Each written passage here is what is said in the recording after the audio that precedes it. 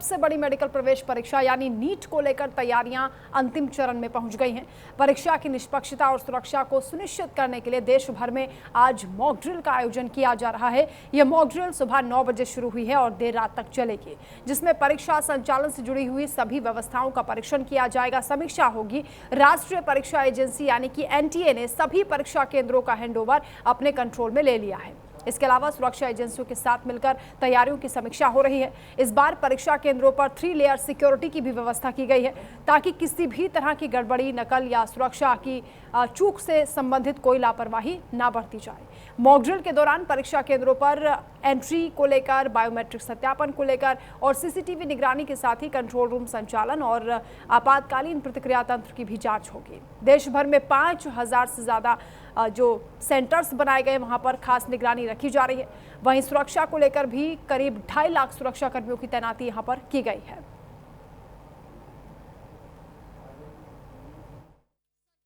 कल अग्नि परीक्षा का दिन है, क्योंकि कल देश भर में पेपर लीक होने के बाद से नीट की परीक्षा जो है वो कंडक्ट कराई जा रही है और तमाम हजारों की संख्या में जो है वो सेंटर बनाए गए हैं। और हमारी मौजूदगी राजधानी दिल्ली के पंडारा पार्क स्थित एक विद्यालय के बाहर है, जहां पर देखिए नीट की परीक्षा जो है वो कंडक्ट जो है कराई जा रही है। और जैसे कि 5000 से अधिक केंद्रों पर तमाम तरह की तैयारियां जो हैं वो लगातार चल रही हैं। अलग अलग राज्य जो है बच्चों की परीक्षा कराने को लेकर सपोर्ट कर रहे हैं। जहां पर देखिए अर्धसैनिक बलों की तैनाती रहेगी। पहला 3 स्तरों पर जो है वो सुरक्षा व्यवस्था काम करने वाली है। बाहरी स्तर पर जिला प्रशासन और स्थानीय अधिकारियों की निगरानी रहेगी। दूसरे स्तर पर राज्य पुलिस और राज्य स्तरीय सुरक्षा एजेंसियां निगरानी रखेंगी। तीसरे स्तर पर परीक्षा केंद्र के अंदर केंद्र सरकार की विशेष टीम और केंद्रीय जांच एजेंसियों की निगरानी में ये परीक्षा होने वाली है। यानी कि पैरामिलिट्री फोर्सेस और पुलिस की जो है बड़ी तैनाती वो रहने वाली है। इसके साथ ही आपको बताते चले कि इन सेंटर्स पर जो भी परिजन आएंगे, जहां जैसे हम लोग अभी बाहर खड़े हुए हैं, यहाँ पर जो परिजन आने वाले हैं उनके पानी की व्यवस्था, उनके ORS वगैरह भी उनको दिया जाएगा। बच्चों के लिए भी बिजली, स्वास्थ्य और पानी की तमाम सुविधाएं जो हैं वो रहने वाली है। विकलांग अभ्यर्थी अगर कोई आता है तो यहीं से सेंटर से के बाहर से सेंटर तक जाने तक की सुविधा जो है, चाहे व्हील चेयर हो या जिस तरीके से भी जो स्कूल प्रशासन रहने वाला है, विद्यालय प्रशासन रहने वाला है, वो जिम्मेदारी उठाने वाला है। यानी कि पूरी तैयारी जो है वो हो चुकी है नीट परीक्षा की।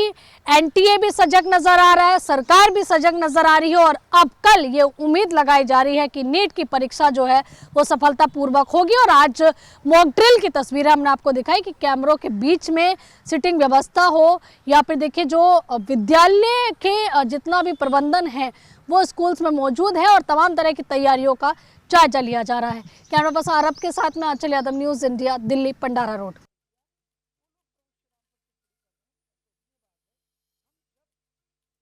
पहले मॉक ड्रिल का आयोजन किया जा रहा है क्योंकि नीट री एग्जाम होना है। इस बार छात्रों को किसी तरह की कोई परेशानी ना हो, इस बात का पूरा ख्याल रखा जा रहा है। परीक्षा में किसी तरह की धांधली या गड़बड़ी को रोकने के लिए सुरक्षा के बेहद कड़े इंतजाम किए गए हैं। देश भर के परीक्षा केंद्रों पर आज मॉक ड्रिल हो रही है। एनटीए की ओर से पूरी सावधानी बरती जा रही है। एनटीए अलर्ट मोड पर है। इस री एग्जाम को लेकर सभी तैयारियों की इस वक्त समीक्षा हो रही है। 2.5 लाख सुरक्षाकर्मी सुरक्षा की कमान संभाल रहे हैं। आपको बता दें कि एनटीए ने सभी एग्जाम सेंटर्स को पहले ही अपने कंट्रोल में ले लिया है, तो सीसीटीवी के जरिए भी निगरानी रखी जा रही है। पैरामिलिट्री फोर्सेस की भी तैनाती की गई है। आपको बता दें कि इस बार 3 लेयर सिक्योरिटी के इंतजाम किए गए हैं। क्वेश्चन पेपर और आंसर शीट्स को भी लाने ले जाने के लिए सुरक्षित रखने की जिम्मेदारी पैरामिलिट्री फोर्सेस को सौंपी गई है। देश के 5000 से ज्यादा एग्जाम सेंटर्स पर सीसीटीवी कैमरों का सीधा एक्सेस एनटीए के पास होगा। किसी भी तरह की गड़बड़ी की इस बार गुंजाइश ना रहे, ये पूरा प्रयास किया जा रहा है। छात्रों के लिए भी ड्रेस कोड लागू हो गया है। उन्हें बता दिया गया है कि क्या उनको पहनकर आना है, किस तरीके से जांच होगी। अगर आप हिजाब या पगड़ी पहनकर भी जाते हैं तो थोड़ा वक्त से पहले आपको पहुंचना होगा, क्योंकि उसी तरीके से जांच की जाएगी। सोशल मीडिया पर भी पैनी नज़र एनटीए ने बना ली है। अफवाहों को और पेपर लीक के दावों को रोकने के लिए हाई लेवल मॉनिटरिंग सेंटर बनाया गया है, जो कि सोशल मीडिया के हर एक प्लेटफॉर्म पर 24 घंटे निगरानी करेगा। इसके साथ ही देश की तमाम जांच एजेंसियां, जिला प्रशासन, केंद्र और राज्य सरकार के बड़े अधिकारी भी इस पूरी परीक्षा पर सीधा कंट्रोल रखेंगे। तो मॉक ड्रिल का आयोजन किया जा रहा है। सुबह 9 बजे से मॉक ड्रिल शुरू हुई है। परीक्षा की तैयारियों को लेकर यहां समीक्षा की जा रही है। आलोक संवाददाता इस वक्त हमारे साथ जुड़ रहे हैं। आलोक, मॉक ड्रिल का आयोजन सुबह 9 बजे से हो रहा है। इस बार पूरी कोशिश की जा रही किसी तरीके से कोई गड़बड़ी ना हो, छात्र पूरी तरीके से सुरक्षा के बीच एग्जाम दे पाएं।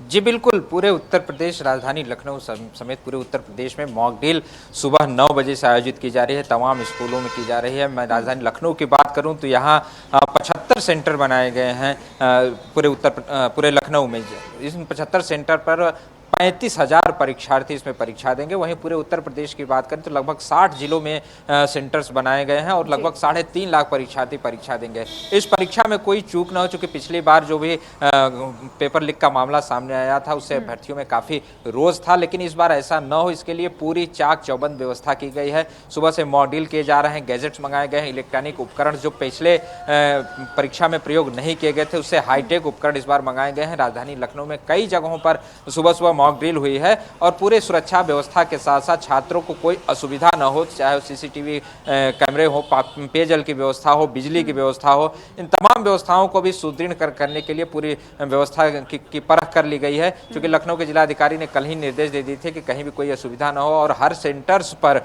एक ड्यूटी मजिस्ट्रेट तैनात कर दिए गए हैं। तो कुल मिलाकर परीक्षा को आयोजित करने की पूरी तैयारी कर ली गई है। कोई गड़बड़ी न हो, सुरक्षा के पूरे इंतजाम कर लिए गए हैं, निगरानी के पूरे इंतजाम कर लिए गए हैं। आपको बता दें कि पेपर्स जो आएंगे वो हेलीकॉप्टर्स के जरिए या हवाई जहाज के जरिए आएंगे। उसके बाद उनको बैंक्स में रखा जाएगा। बैंक के लॉकर्स से वो सुबह 7 बजे निकलकर पैरामिलिट्री फोर्स के मौजूदगी में, उनकी तैनाती में सलाहधारी भी रहेंगे, उनकी मौजूदगी में परीक्षा केंद्रों तक जाएंगे, फिर वहां से वितरण होगा। तो कोई चूक न हो इसके लिए पूरी तरह से पुलिस प्रशासन, तमाम एजेंसियां भी सक्रिय हैं। डीजीपी मुख्यालय में एक सेंटर्स भी बनाया गया है जिसे कमांड सेंटर कहा गया है, उसको बनाया गया, उससे निगरानी की जाएगी कि सोशल मीडिया पर भी कोई भ्रामक कोई खबर तो नहीं फैला रहा है, इस पर भी पूरी निगरानी की जाएगी। तमाम व्हाट्सएप ग्रुप्स जो है उन पर भी निगरानी की जाएगी, टेलीग्राम पर भी निगरानी की जाएगी। तो इस बार उत्तर प्रदेश में फिलहाल जो स्थितियां अभी बनी हुई हैं, जो व्यवस्थाएं की जा रही है, उसमें यह माना जा रहा है कि पूरी व्यवस्था चाक चौबंद है और नीट जो परीक्षा है उसको सकुशल संपन्न कराने के लिए प्रशासन शासन पूरी तरह से तैयार है। बिल्कुल आलोक, 3 लेवल सिक्योरिटी यहाँ पर देखी जा रही है। सीसीटीवी कैमरा के जरिए भी निगरानी हो रही है। कमांड सेंटर्स भी आप बता रहे हैं कि बनाए गए हैं। ऐसे में क्योंकि कल योग दिवस भी है, किस तरीके से ट्रैफिक डाइवर्ट रहेगा, छात्रों के लिए अलग से क्या व्यवस्था होगी?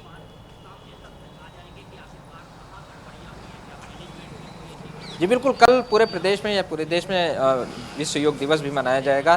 क्योंकि योग का जो कार्यक्रम होगा वो 7 से लेकर 8 के बीच में अमूमन मना लिया जाएगा। उसके बाद से ये परीक्षाएं शुरू होंगी।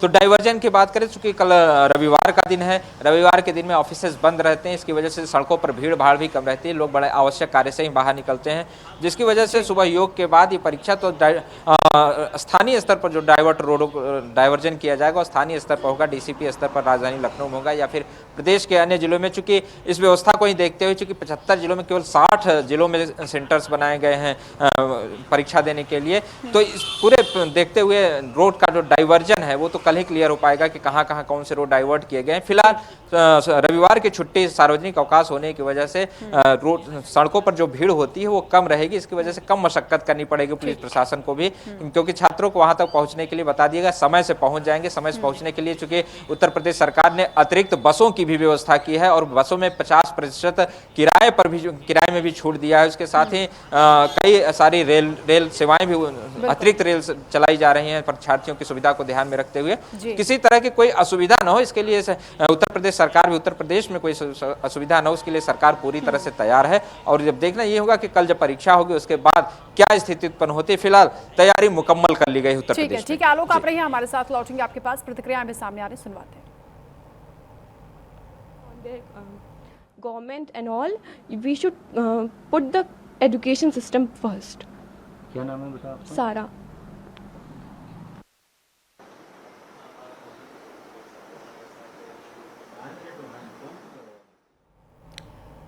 तो छात्रों का भी ये कहना है कि हमें एजुकेशन सिस्टम को सुधारने की ज़रूरत है और पूरा फोकस होना चाहिए ताकि छात्रों को बार बार इस तरह पेपर लीक की जो खबरें सामने आती हैं उसका सामना ना करना पड़े। 21 तारीख को 2 बजे से 5:15 बजे तक नीट की परीक्षा आयोजित होगी और इसमें हमारे यहाँ पे 43 सेंटर्स हैं। सभी हमारे सेंटर्स या तो गवर्नमेंट या फिर एडेड स्कूल्स ही हैं और अराउंड 21,300 बच्चों के अराउंड हमेशा यहाँ पे लोग एग्ज़ाम देंगे।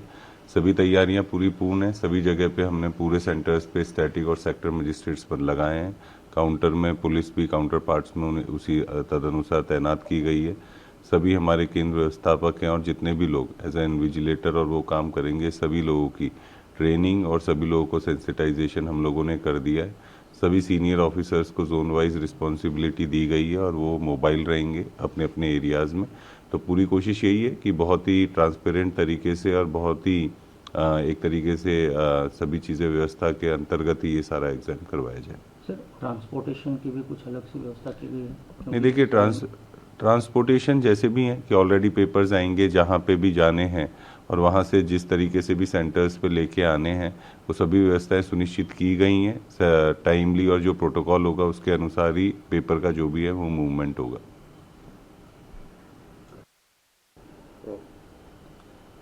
नहीं, देखिए सभी व्यवस्थाएं रेलवे स्टेशंस पे भी और बस स्टेशंस पे भी बोला गया है कि किसी को कोई प्रॉब्लम ना हो।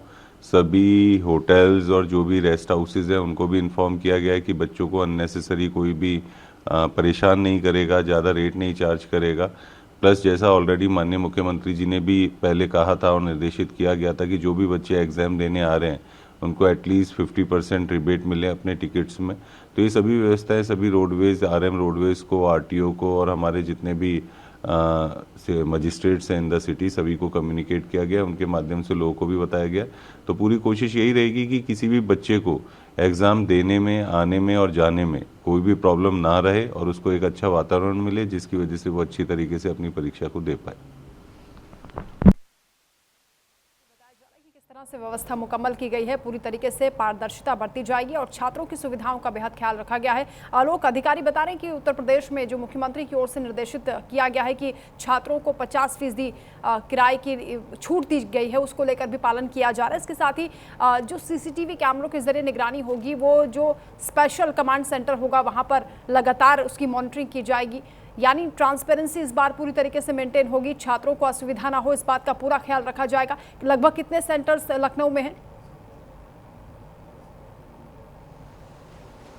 जी बिल्कुल, छात्रों की सुविधाओं का पूरा ख्याल रखा जाएगा। जो भी परीक्षार्थी आएंगे, जैसा कि आपने भी सुना, उनके रहने के लिए जो होटल्स वगैरह हैं या रेस्टोरेंट्स वगैरह हैं उनकी चाक चौबंद व्यवस्था खुद ही करेंगे, लेकिन उनकी निगरानी में होगा। चूँकि वहाँ पर भी CCTV कैमरे के जरिए या फिर कमांड सेंटर, सभी रेडियो मुख्यालय पर भी एक ट्रेनिंग दी जा रही है। वहाँ रेडियो के जरिए जितने भी फ्रिक्वेंसीज हैं उनको भी ट्रेस करने की कोशिश की जाएगी कि कहीं ऐसी कोई इस तरह की कोई बात तो नहीं चल रही, पेपर लीक संबंधी कोई ऐसी बात तो नहीं चल रही है। पूरे उत्तर प्रदेश में मुख्यमंत्री योगी आदित्यनाथ ने स्पष्ट तौर से कह दिया है कि जो भी NTA ने जो रूल्स रेगुलेशंस लागू किए हैं उसका पूरे कड़ाई से पालन होना चाहिए, 100% पालन होना चाहिए। बसों में जो 50% की छूट दी गई है किराए में, उसका 100% पालन होना चाहिए।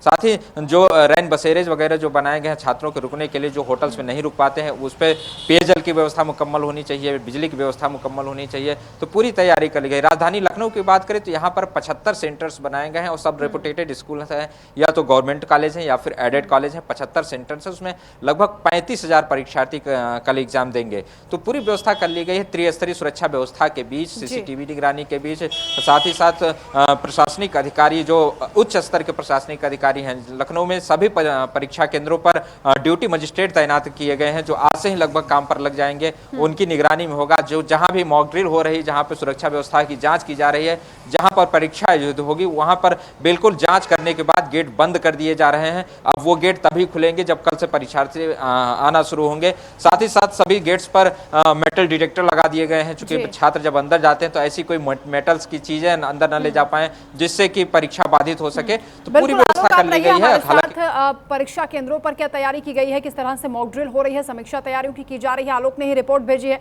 दिखाते हैं आपको। नीट UG 2026 की परीक्षा फिर से आयोजित होने जा रही है। ये परीक्षा कल आयोजित की जाएगी। राजधानी लखनऊ में तमाम तैयारियां कर ली गई हैं, चूंकि जिस तरह से पेपर लीक का मामला सामने आया था उसके बाद पूरी व्यवस्था चाक चौबंद कर दी गई है। राजधानी लखनऊ में लगभग 35,000 परीक्षार्थी ये परीक्षा देंगे। 75 परीक्षा केंद्र बनाए गए हैं। इस समय मैं मौजूद हूँ क्रिश्चियन कॉलेज में, यहाँ भी परीक्षा केंद्र बनाया गया है और आज एक दिन पहले मॉक ड्रिल किया गया है ताकि कोई सुरक्षा में चूक न हो, व्यवस्थाओं में चूक न हो, किसी भी तरह की कोई ऐसी सामग्री छात्र न ले आ पाएँ जिससे कि परीक्षा बाधित हो। इस समय यहाँ पर मॉक ड्रिल भी चल रही थी। हमारे साथ ये सुरक्षाकर्मी भी हैं और ये तमाम ऐसे उपकरण हैं जो कल प्रयोग किए जाएंगे परीक्षा में, जो छात्राओं जो चेक किए जाएंगे, छात्रों को चेक किए जाएंगे। पैरामिलिट्री फोर्स की तैनाती में ये परीक्षा होगी। काफ़ी व्यवस्था, जो कि लखनऊ के जिलाधिकारी हैं उन्होंने हर सेंटर्स पर मजिस्ट्रेट भी तैनात कर दिए गए हैं। जो ड्यूटी मजिस्ट्रेट होंगे उनकी निगरानी में ये परीक्षा होगी। तो आप देख सकते हैं कि ये वो उपकरण हैं जो यहाँ पर आ चुके हैं और इन उपकरणों का प्रयोग किया जाएगा। कल जो है जांच होगी उसमें इनका प्रयोग किया जाएगा। आप देख सकते हैं कि ये उपकरण आ चुके हैं और ये इससे चेक करेंगे कि शरीर में कहीं ऐसा कोई मेटल तो नहीं है जो प्रयोग किया जा रहा है, जो छात्रों द्वारा लाया जा रहा है। यहाँ पर सिक्योरिटी के लोग तैनात हो चुके हैं। तो जो जैसे दावे किए जा रहे थे कि मॉक ड्रिल किया जा रहा है राजधानी लखनऊ में या पूरे प्रदेश में, जिन उपकरणों को लाया गया है उनका मॉक ड्रिल किया जा रहा है, पेपर्स कैसे आएंगे, तो ये बिल्कुल ये सच है। हमारे कैमरे पर आप देख सकते हैं कि मॉक ड्रिल लखनऊ में चल रहा है। आप देख सकते हैं बीप की आवाज़ है। कहीं भी अगर क्या है सर ये हैंड डिटेक्टर HHMD इसको कहते हैं। ये कैसे काम करता है? ये बॉडी पे टच करना होता है। जैसे आपकी ये घड़ी है, आपकी घड़ी में बोलेगा, मेटल पे बोलेगा, इलेक्ट्रॉनिक चीज़ मोबाइल है, मोबाइल पे बोलेगा। ये इलेक्ट्रॉनिक जो भी चीज़ें होंगी उस पर ये टच करने पे ये बोल जाएगा। तो इसका प्रयोग कल की परीक्षा में किया? हाँ जी, सुबह सुबह। और भी कुछ उपकरण आए हैं इसके अलावा? नहीं, इसके अलावा और हाथ से फिर बाद में चेक किया जाता है। बॉडी को पूरी फ्रिस्किंग की जाती है हाथ से। कुल मिला के कोई भी छात्र इससे कोई भी किसी तरह का मेटल नहीं ला सकता? कोई मेटल नहीं ला सकता है। मोबाइल नहीं, ब्लूटूथ मोबाइल, डिजिटल घड़ी, ये सब लेके अंदर नहीं अलाउ है। सर आप भी यहीं पर तैनात हैं, कल की परीक्षा की क्या तैयारी? सेंटर सुपरिटेंडेंट हूँ। हमारे इस सेंटर पे 480 बच्चे अलॉटेड हैं और 3 लेयर होगी। एक तो NTA के द्वारा जो एजेंसीज अपॉइंट की गई हैं उनकी मॉक ड्रिल प्रॉपरली हो रही है। एक तो फ्रिस्किंग एरिया में चेकिंग होने के बाद में 3 लेयर हमारे सेंटर की भी अपनी चेकिंग का रूटीन रहता है। उस लेवल से भी एक एक परीक्षार्थी को गुजारा जाएगा, तभी उसको रूम में एंट्री दी जाएगी। सर पहले भी यहाँ परीक्षा हुई होगी, आई थिंक नीट की, ये परीक्षा हो रही है, कुछ भिन्नता दिख रही है सुरक्षा को लेकर या?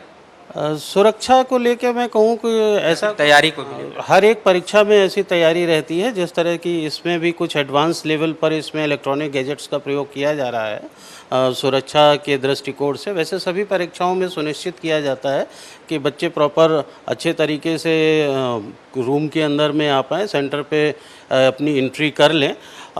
हर एक परीक्षा में होता है, लेकिन इस परीक्षा में कुछ विशेष तैयारियां की गई हैं जिसमें इलेक्ट्रॉनिक उपकरण का भी काफ़ी प्रयोग किया जा रहा है, जिससे कि परीक्षा को सुचितापूर्वक संपन्न कराया जा सके। तो अभी आपने सुना कि किस तरह से परीक्षा को बिल्कुल हाईटेक बनाकर पूरा कोई भी चूक न हो, कोई सुरक्षा में चूक न हो या फिर परीक्षार्थियों को कोई दिक्कत न हो, नीट परीक्षा सकुशल संपन्न कराई जा सके। पिछली परीक्षा में जो उपकरण प्रयोग किए थे उससे इस बार हाईटेक उपकरण प्रयोग किए जा रहे हैं। फिलहाल कल एग्ज़ाम है और बच्चों को ये सुविधा न हो, पूरी सुरक्षा के बीच परीक्षा सकुशल संपन्न हो, यही प्रयास है प्रशासन और शासन का। लखनऊ से वीडियो जर्नलिस्ट विवेक के साथ मैं आलोक द्विवेदी, न्यूज़ इंडिया के लिए। इस बीच एक बड़ी खबर सूत्रों के हवाले से सामने आ रही है। राम मंदिर दान पात्र मामले को लेकर SIT ने एक्शन लिया है। आरोपी टिन्नू यादव को जेल भेजा जा सकता है। सूत्रों के हवाले से ये बहुत बड़ी खबर सामने आ रही है। टिन्नू समेत कई आरोपियों को जेल भेजा जा सकता है। ट्रस्ट से बाहर भी कई पदाधिकारी किए जा सकते हैं। कुछ बैंक कर्मियों पर भी एक्शन हो सकता है SIT की ओर से।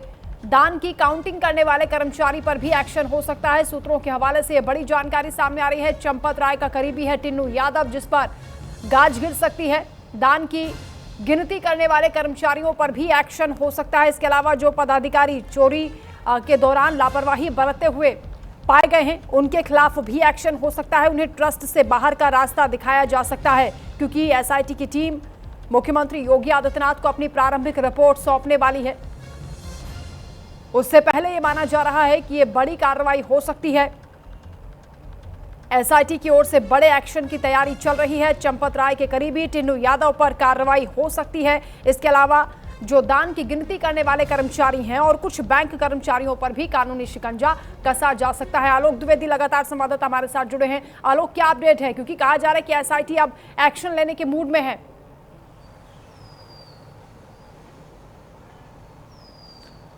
जी बिल्कुल, आज जांच का छठा दिन है और एसआईटी की जांच जैसे जैसे आगे बढ़ रही है तमाम ऐसे परतें खुलती जा रही हैं, जिसको लेकर एसआईटी अब इस पोजीशन पर पहुंच चुकी है, इस स्थिति पर पहुंच चुकी है कि कुछ लोगों को अब कस्टडी में लेकर उनसे पूछताछ की जाए, जिसमें एक नाम है रमाशंकर यादव उर्फ टिन्नू यादव, जो कभी चंपत राय, जो राम जन्मभूमि ट्रस्ट के महासचिव हैं चंपत राय, उनके ड्राइवर हुआ करते थे और उनको एक अहम जिम्मेदारी दे दी गई थी चंदा के निगरानी की भी। तो ये एक अहम कड़ी है जो टिन्नू यादव, चंपत राय से टिन्नू यादव तक पहुंचती है। और जिस तरह से टिन्नू यादव की संपत्तियां पिछले 2 से 3 सालों में बढ़ी हैं, उसको लेकर एसआईटी लगातार जांच कर रही थी, लगातार पूछताछ भी कर रही थी। क्योंकि कल जब डॉक्टर अनिल मिश्रा, जो उसके वहां के संस्थापक सदस्य हैं, उनसे जब पूछताछ की गई थी, तो उसके बाद टिन्नू यादव से भी क्रॉस चेक करने के लिए लगभग 2 घंटे पूछताछ चली थी। उसके बाद सूत्र बताते हैं कि एसआईटी इस स्थिति पर पहुंची है कि टिन्नू यादव को अब कस्टडी में लेकर पूछताछ की जाए, क्योंकि तमाम ऐसी परतें और भी खुलनी है। टिन्नू यादव के कुछ और भी सहयोगी हैं, उनसे भी लगातार पूछताछ चल रही है और हो सकता है उनको भी इन्हीं के साथ गिरफ्तार करके उनसे भी आगे की पूछताछ की जाए। चूंकि निगरानी में जो भी चंदा इकट्ठा होता था, कुछ ऐसी भी चीजें हैं जो चढ़ावे में चढ़ाई गई, लेकिन वो दान पात्र से निकल के कहाँ गई ये पता नहीं चल पाया है। जो पैसे शाम को गिने जाते थे या दोपहर में गिने जाते थे, जो गड्डियां बनाई जाती थी, वो वहां कुछ और अंकित होते थे और बैंक में जाते जाते कुछ और हो जाते थे। कहीं न कहीं इसमें बैंक कर्मियों की भी मिली भगत सामने आ रही है। तत्कालीन समय में जो या वर्तमान समय में जो भी बैंक कर्मी जो सीधे तौर से मंदिर क्षेत्र से जुड़े हुए थे, मंदिर से जुड़े हुए थे, जिनकी जिम्मेदारी ये थी कि वहां से कैश उठाकर ले जाकर जमा कराना है बैंक में, उन पर भी ये गाज गिर सकती है। तो ये जो एसआईटी के जांच का दायरा है वो लगातार बढ़ता जा रहा है और इस दायरे में कई ऐसे नाम हैं जो धीरे धीरे सामने आ रहे हैं, जिसमें एक नाम तो लगभग तय हो चुका है टिन्नू यादव का, जिनको गिरफ्तार किया जा सकता है। क्योंकि अब ये भी स्थिति उत्पन्न हो सकती है कि इनके खिलाफ एफआईआर भी दर्ज हो। कुछ तो नामजद एफआईआर दर्ज होगी, हो सकता है कुछ अज्ञात लोगों के खिलाफ एफआईआर दर्ज हो, ताकि जब विवेचना होगी, विवेचना में वो और भी नाम सामने आए और उनके नामजद हो सके। तो एसआईटी बिल्कुल, इसके अलावा ये भी कहा जा रहा है कि जो पदाधिकारी इस दौरान इन्वॉल्व रहे हैं या जिनकी लापरवाही से चोरी हुई है, उनके खिलाफ भी एक्शन होगा, ट्रस्ट से उनको बाहर किया जा सकता है। कुल मिलाकर एसआईटी की जो जांच लगातार चल रही है उसमें कई लोग संदेह के घेरे में हैं, उन पर एक्शन लेने की तैयारी हो रही है। बहुत शुक्रिया आपका आलोक, तमाम जानकारी के लिए। खबरों में आगे बढ़ेंगे। महाराष्ट्र से बड़ी खबर सामने आ रही है, जहां पवन राजे निंबालकर हत्याकांड को लेकर आज फैसला आ सकता है। आपको बता दें कि 20 साल पहले कांग्रेस नेता की हत्या हुई थी। मुंबई के स्पेशल सीबीआई कोर्ट आज इस पर फैसला सुनाने वाली है। राज्य के पूर्व गृह मंत्री डॉक्टर पद्म सिंह पाटिल मुख्य आरोपी बताया जा रहा है कि राजनीतिक दुश्मनी के तहत हत्या करवाने का उन पर आरोप है। पवन राजे के बेटे ओम राजे निंबालकर भी सांसद हैं। पिता को इंसाफ दिलाने की वो लड़ाई लड़ रहे हैं। ओम राजे निंबालकर ने अभी शिवसेना यूबीटी से बगावत की है। पवन राजे निंबालकर उस्मानाबाद जिले के प्रमुख कांग्रेस नेता थे। वो एक लोकप्रिय राजनीतिक हस्ती के तौर पर उभरे थे। उन्हें इलाके में सीनियर एनसीपी नेता पद्म सिंह पाटिल के दबदबे को चुनौती देने वाले के तौर पर देखा जा रहा था। 3 जून 2006 को पवन राजे निंबालकर और उनके ड्राइवर भूषण महादिक की नवी मुंबई के कलंबोली के पास कोडा कार से जब वो जा रहे थे, दूसरी गाड़ी में सवार हमलावरों ने उन्हें रोका। हमलावरों ने निंबालकर की गाड़ी रोकने पर मजबूर किया और उसके बाद गोलीबारी शुरू कर दी, जिसमें निंबालकर और महादिक दोनों की मौत हो गई थी। हमलावर मौके से भाग गए थे। इन हत्याओं ने महाराष्ट्र के राजनीतिक हलकों में हलचल मचा दी थी और जल्द ही इसे राजनीतिक मकसद से की गई हत्या बताया जाने लगा। इस बहुचर्चित हत्याकांड में राज्य के पूर्व गृह मंत्री और राजनेता डॉक्टर पद्म सिंह पाटिल मुख्य आरोपी बनाए गए। इस मामले में आज विशेष सीबीआई कोर्ट अपना फैसला सुनाने वाली है। पाटिल महाराष्ट्र के उप मुख्यमंत्री सुनेत्रा पवार के रिश्ते में भाई भी लगते हैं। इस मामले की सुनवाई में फैसला आज आने वाला है। पहले यह फैसला 16 जून को आना था, लेकिन कोर्ट ने 20 तारीख तक इस फैसले को टाल दिया था। तो मुंबई की सीबीआई स्पेशल कोर्ट आज फैसला सुनाने वाली है। पूर्व गृह मंत्री डॉक्टर पद्म सिंह पाटिल मुख्य आरोपी हैं इस पूरे मामले में। फैसले से पहले कोर्ट परिसर में सुरक्षा बढ़ा दी गई है। राजनीतिक दुश्मनी के तहत हत्या करवाने का आरोप लगा है। पवन राज्य हत्याकांड को लेकर आज बड़ा फैसला आ सकता है। तबीयत ठीक नहीं है, यही केस की वजह से उनकी तबीयत खराब रह चुकी है। वे 15-16 साल से वो सोए नहीं हैं और इस तरीके से उनकी तबीयत आज खराब है, पर ठीक है, वो आ रहे हैं। इसमें सीबीआई ने 123 विटनेस एग्जामिन किए हैं, उन्होंने इतना टाइम लिया है और उसमें जो कंप्लेनेंट है उन्होंने 3 से 3.5 साल सुप्रीम कोर्ट में, हाई कोर्ट में जाके स्टे लिया था इस पूरे ट्रायल के लिए। इसके लिए विलम्ब लगा है। न्याय तो न्याय है और न्याय हर एक को अपेक्षित है, हमें भी वो न्याय अपेक्षित है। मुरारी सिंह संवाददाता इस वक्त हमारे साथ मुंबई से लाइव जुड़ रहे हैं। मुरारी, क्या हलचल है? फैसला कितने बजे तक आ सकता है? क्या जानकारी इसको लेकर? बिल्कुल 11 बजे का समय दिया था। मुख्य आरोपी सहित 7 आरोपी कोर्ट पहुंच चुके हैं। इस हत्याकांड में जो मुख्य शूटर था पिंटू सिंह चौधरी, वो बिहार की जेल में था, जिसे बिहार पुलिस लेकर कोर्ट परिसर में पहुंची हुई है।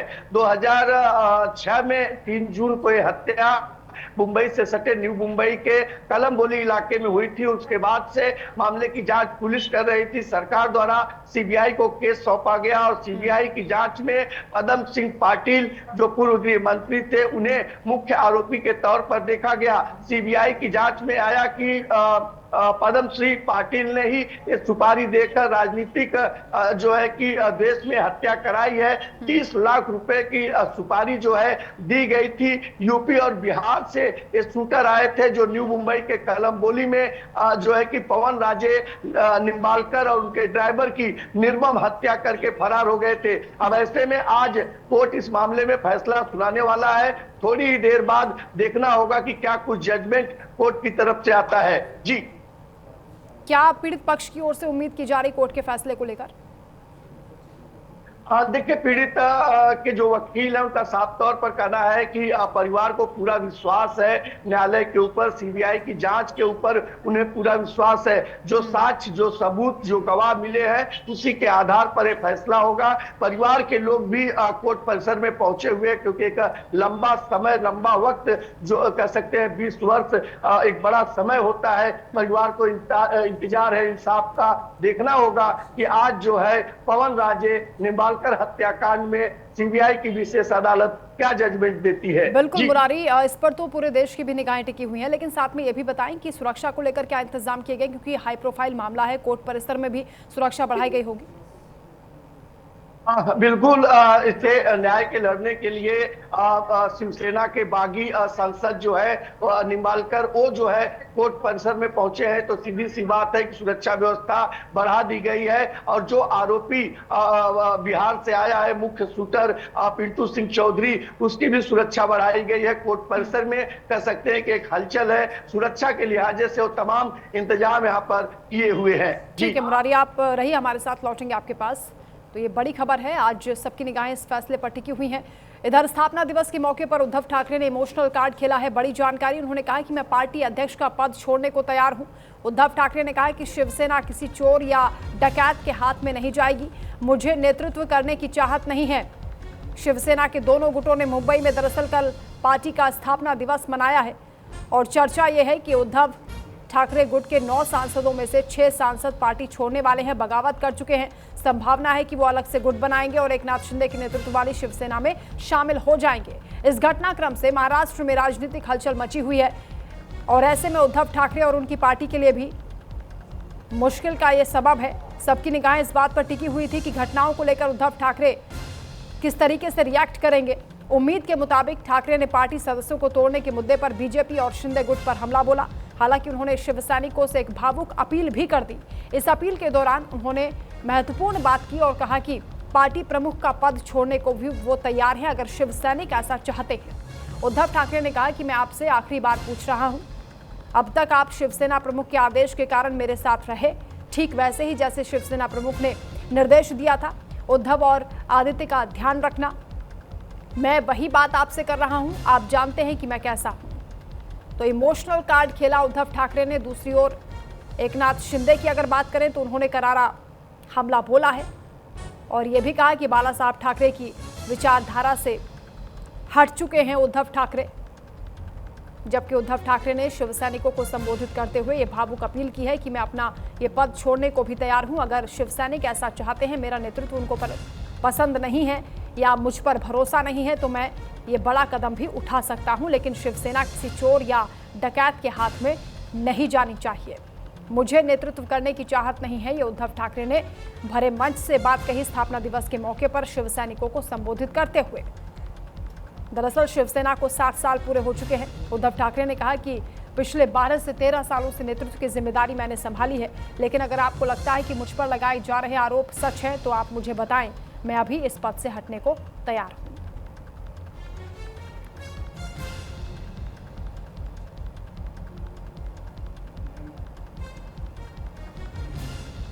तो स्थापना दिवस के मौके पर सबकी निगाहें इस बात पर टिकी हुई थी कि उद्धव ठाकरे क्या कुछ कहेंगे, क्योंकि 6 सांसद बागी हुए हैं। हालांकि उनका ये कहना है कि इससे पार्टी में कोई निराशा नहीं है, बल्कि शिव सैनिक जोश में है। लेकिन एक इमोशनल कार्ड भी खेलते हुए नजर आए हैं उद्धव ठाकरे। उन्होंने ये कहा है कि मैं पार्टी अध्यक्ष का पद भी छोड़ने को तैयार हूं अगर शिव सैनिक ऐसा चाहते हैं। तो स्वाभिमान वाला दाव उन्होंने यहां पर खेला है। लेकिन दूसरी ओर से पलटवार एकनाथ शिंदे ने भी किया है और कहा कि बाला साहेब ठाकरे की विरासत काम से चलती है, नाम से नहीं। यानी वो खुद को असली शिव सैनिक बता रहे हैं और अपनी पार्टी को असली शिवसेना बता रहे हैं। 4 साल पहले उद्धव ठाकरे की पार्टी में टूट हुई थी और एक बार फिर से बगावत देखी जा रही है। उद्धव ठाकरे की मुश्किलें बढ़ी हुई हैं, वो लगातार टेंशन में हैं। स्थापना दिवस के मौके पर उन्होंने शिव सैनिकों को संबोधित किया और इस दौरान ये कहा कि मैं पार्टी अध्यक्ष का पद छोड़ने को तैयार हूं।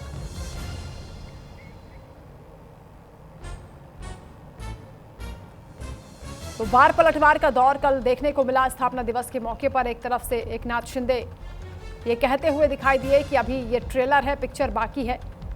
यानी अभी उन्होंने इशारा किया है कि और ज्यादा टूट हो सकती है उद्धव ठाकरे गुट में, शिवसेना यूबीटी में। कुछ विधायकों को लेकर भी हलचल मची हुई है।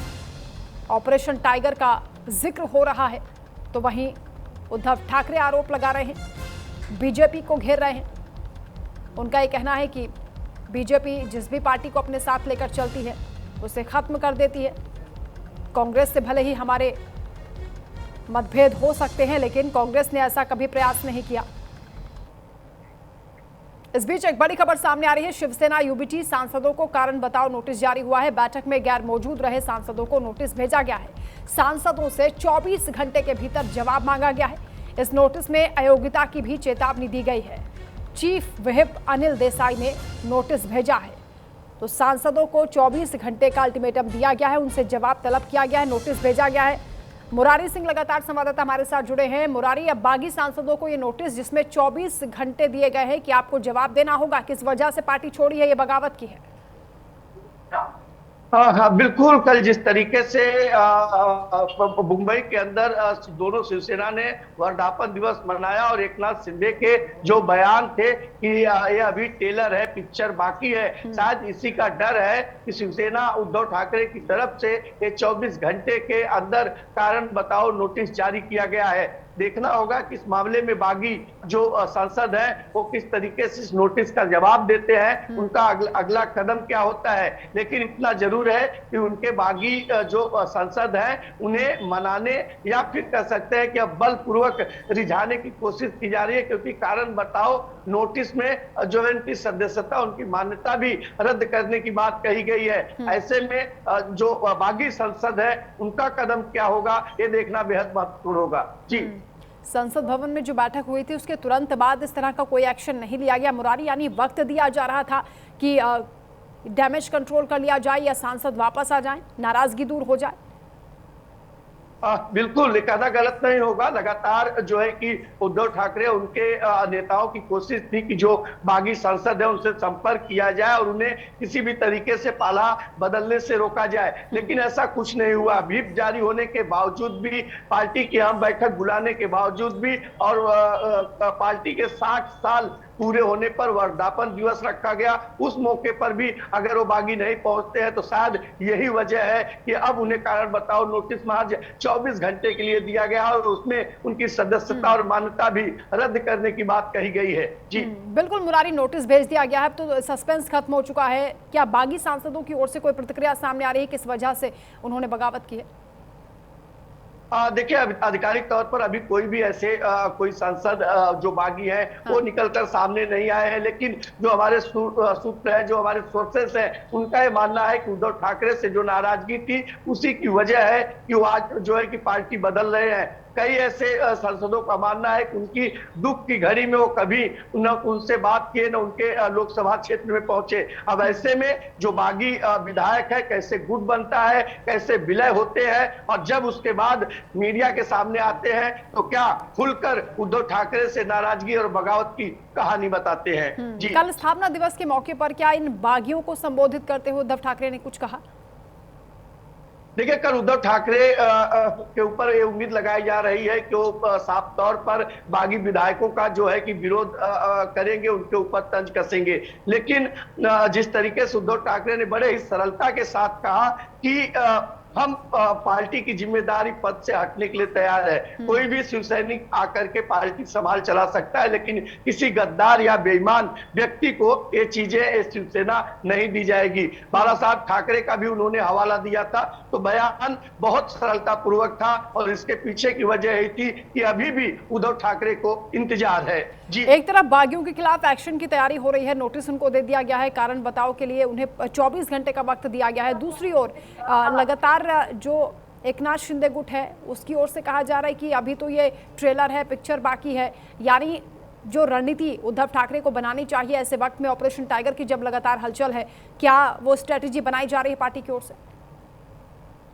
बिल्कुल, अगर कल शिंदे के बयान पर नजर डाले तो कल शिंदे ने जमकर जो है कि नेस्को गोरेगांव से उन्होंने बरसा है। वर्धापन दिवस पर उन्होंने सबसे ज्यादा अगर किसी को निशाने पे लिया तो उद्धव ठाकरे को उन्होंने निशाने पर लिया। पार्टी न चला पाने की और अपने ही लोगों को न संभालने तक के उन्होंने गंभीर आरोप लगाए। खास करके उन्होंने संजय राउत को भी कहा कि रोज सुबह एक बयान देता है, रोज एक जो है कि डॉगी आकर के भूखता है, लेकिन मैं टाइगर हूं और टाइगर जिंदा है। ये तो अभी टेलर है, पिक्चर अभी बाकी है। इसके पीछे नजर डाला जाए तो जो 16 से 17 विधायकों का जिक्र चल रहा था सप्ताह भर पहले कि वो भी संपर्क में है। कुछ नगर सेवक है जो मुंबई से सटे कल्याण शहर से आते हैं, वो भी श्रीकांत शिंदे के संपर्क में है। तो इन्हें तोड़ने के एक बाद जो है कहीं न कहीं शिंदे ने इस मंच से कहा है। जी ठीक है, बहुत शुक्रिया मुरारी आपका तमाम जानकारी के लिए। खबरों में आगे बढ़ेंगे। आगरा से खबर, जहां ब्रिक्स प्रतिनिधियों का स्वागत हुआ है। ताज के दीदार के साथ ही उद्योगों की भी पड़ताल होगी। फुटवियर यूनिट पहुंचकर जूता कारोबार की बारीकियों को भी ये प्रतिनिधि समझेंगे। एमएसएमई सहयोग बढ़ाने पर ब्रिक्स फोरम केंद्रित है। ब्रिक्स देशों के प्रतिनिधियों का आगरा में दौरा हुआ है। आपको बता दें कि ब्रिक्स एमएसएमई फोरम के तहत 60 विदेशी प्रतिनिधि 3 दिवसीय दौरे पर आगरा पहुंचे हुए हैं। सम्मेलन में हिस्सा लेने के बाद आज ये डेलीगेशन शहर के प्रमुख ऐतिहासिक स्थलों का भी दौरा करेगा। डेलीगेशन के इस कार्यक्रम में विश्व प्रसिद्ध ताजमहल और आगरा किले का भ्रमण भी शामिल है। इसके बाद वो आगरा के जूता उद्योग को भी समझने के लिए फुटवियर इकाई का दौरा करेंगे। इस दौरान प्रतिनिधि स्थानीय उद्योग और उत्पादन प्रक्रिया के साथ व्यापार की संभावनाओं की भी जानकारी लेंगे। ब्रिक्स एमएसएमई फोरम का उद्देश्य सदस्य देशों के बीच सूक्ष्म, लघु और मध्यम उद्योगों के क्षेत्र में सहयोग को बढ़ावा देना है। आगरा दौरे के जरिए भारत की सांस्कृतिक विरासत के साथ साथ स्थानीय उद्योगों की क्षमता को भी वैश्विक मंच पर प्रदर्शित किया जा रहा है। तो ब्रिक्स देशों से जो डेलीगेशन भारत पहुंचा है, आगरा में उनका स्वागत हुआ है। एक और बड़ी खबर, मेघालय में आज से एसआईआर की प्रक्रिया शुरू होने वाली है। 30 जून से 29 जुलाई तक वोटर लिस्ट का सत्यापन होगा। 5 अगस्त से 4 सितंबर तक आपत्ति दर्ज कराई जा सकती है। 7 अक्टूबर को अंतिम मतदाता सूची प्रकाशित होगी, यानी फाइनल लिस्ट सामने आएगी। तो एसआईआर की प्रक्रिया शुरू होने जा रही है, जिसको लेकर तारीख भी घोषित कर दी गई है।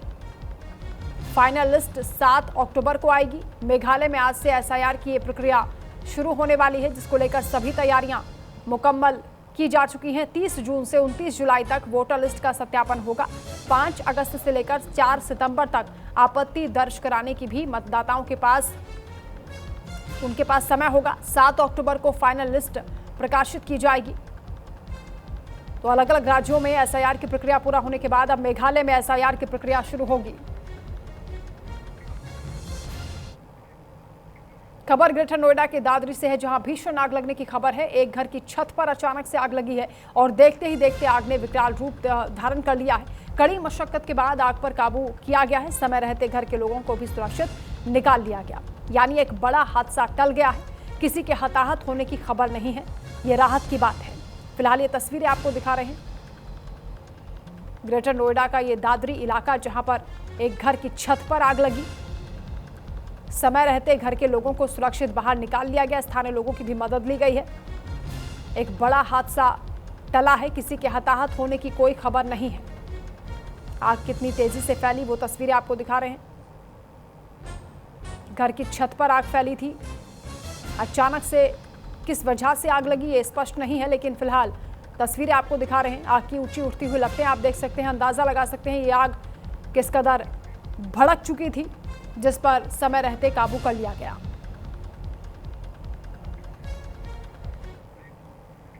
खबर यूपी के बागपत से है, जहां बागपत में हत्याकांड का मुख्य आरोपी सोनू गिरफ्तार हुआ है। सचिन मर्डर केस का मुख्य आरोपी अरेस्ट कर लिया गया है। सचिन की पत्नी ने सोनू के साथ मिलकर हत्या करवाई, ये भी खुलासा हुआ। आरोपी पत्नी फिलहाल जेल में है। तो उत्तर प्रदेश के बागपत में सचिन हत्याकांड के मुख्य आरोपी सोनू को पुलिस ने गिरफ्तार कर लिया है। पुलिस के मुताबिक सोनू इस मर्डर केस का मुख्य आरोपी था। उसकी तलाश लंबे समय से हो रही थी। जांच में सामने आया कि सचिन की हत्या की साजिश उसकी पत्नी ने सोनू के साथ मिलकर की थी। पुलिस कार्रवाई के बाद आरोपी पत्नी पहले ही जेल भेजी जा चुकी है, जबकि अब मुख्य आरोपी सोनू भी गिरफ्तार हो चुका है। पुलिस ने आरोपी से पूछताछ शुरू कर दी है। पूरे मामले की जांच पड़ताल की जा रही है। सब मामले को लेकर पूरे इलाके में खलबली थी, सनसनी थी, और अब मुख्य आरोपी की गिरफ्तारी के बाद पुलिस भी बाकी पहलुओं पर जांच कर रही है, ताकि घटना की पूरी सच्चाई सामने आ सके। तो बागपत से खबर है, सचिन हत्याकांड का मुख्य आरोपी गिरफ्तार हुआ है। लगातार ये फरार चल रहा था। पुलिस इसकी तलाश कर रही थी, कई जगह कई टीमें दबिश दे रही थी। एक और बड़ी खबर इंग्लैंड के बेडफोर्ड से सामने आ रही है, जहां एक बड़ा ट्रेन हादसा हुआ है। इंग्लैंड में 2 हाई स्पीड ट्रेनें आपस में टकरा गई हैं। आमने सामने से इन ट्रेनों की टक्कर हुई है। कई लोगों के घायल होने की खबर है। मौके पर राहत बचाव का काम किया जा रहा है। ब्रिटेन की राजधानी लंदन में यह बड़ा हादसा हुआ है, जहां ट्रेन हादसे से हाहाकार मचा है। उत्तरी लंदन में पटरी पर दौड़ रही 2 ट्रेनों के बीच आमने सामने से टक्कर हुई। इस घटना में 50 से ज्यादा लोगों के घायल होने की आशंका है। वहीं एक शख्स की मौत की भी खबर आ रही है। यह ट्रेन बेडफोर्डशायर शहर के दक्षिण में उन लाइन पर आपस में टकरा गई, जो कि मध्य लंदन के सेंट पैनक्रास स्टेशन को इंग्लैंड से जोड़ती हैं। और यहाँ पर बेडफोर्डशायर का जो फायर टीम है मौके पर पहुंची है। हादसा स्थानीय समय के मुताबिक शाम करीब 6:45 पर हुआ है। इमरजेंसी सेवा ने हादसे में घायलों को लेकर कोई जानकारी हालांकि साझा नहीं की है, लेकिन सोशल मीडिया पर कुछ तस्वीरें सामने आई हैं, जिसमें कई लोगों को देखा जा सकता है जो घायल हैं। उनके सिर पर पट्टी बंधी हुई है। स्थानीय मीडिया के मुताबिक हादसे में 50 लोगों के घायल होने की जानकारी मिल रही है। बड़ा हादसा हुआ है। 2 ट्रेनें आमने सामने से टकरा गई। वहीं जेवर एयरपोर्ट की पहली उड़ान के बाद बीजेपी में घमासान मच गया है। बड़ी खबर आ रही है, कार्यक्रम की आमंत्रण सूची को लेकर विवाद बढ़ गया है। कई वरिष्ठ नेताओं को दरअसल कार्यक्रम का न्योता नहीं मिला। निमंत्रण को लेकर पार्टी नेताओं में नाराजगी की चर्चाएं तेज हो गई हैं। जेवर एयरपोर्ट कार्यक्रम को लेकर केंद्र ने रिपोर्ट भी मांगी है। ग्रेटर नोएडा के जेवर एयरपोर्ट को लेकर अब सियासी हलचल बढ़ गई है। एयरपोर्ट की पहली उड़ान के बाद जो ऐतिहासिक कार्यक्रम हुआ, उसमें आमंत्रण सूची को लेकर बीजेपी के अंदर ही घमासान छिड़ गया है। ये बताया जा रहा है कि कई बड़े नेताओं को कार्यक्रम का निमंत्रण नहीं मिला, जिसके बाद वो नाराज हैं, जिनमें सांसद सुरेंद्र नागर, सांसद महेश शर्मा और विधायक तेजपाल नागर भी शामिल हैं। इसके अलावा जिला अध्यक्ष अभिषेक शर्मा और क्षेत्रीय अध्यक्ष सत्येंद्र सिसोदिया का भी नाम इस लिस्ट से बाहर रहा। निमंत्रण नहीं मिलने के बाद इन नेताओं में नाराजगी बढ़ गई है और क्षेत्रीय अध्यक्ष सत्येंद्र सिसोदिया ने मुख्यमंत्री योगी आदित्यनाथ से शिकायत भी की है। कार्यक्रम में एक विधायक को बुलाए जाने को लेकर भी सवाल उठ रहे हैं। विवाद बढ़ने के बाद केंद्र सरकार ने पूरे मामले में रिपोर्ट तलब की है। अब जेवर एयरपोर्ट का कार्यक्रम विकास के साथ साथ बीजेपी की अंदरूनी सियासत का भी एक बड़ा मुद्दा बन चुका है। इन खबरों के साथ फिलहाल इस बुलेटिन में इतना ही। आगे भी खबरें जारी हैं, बने रहिए हमारे साथ।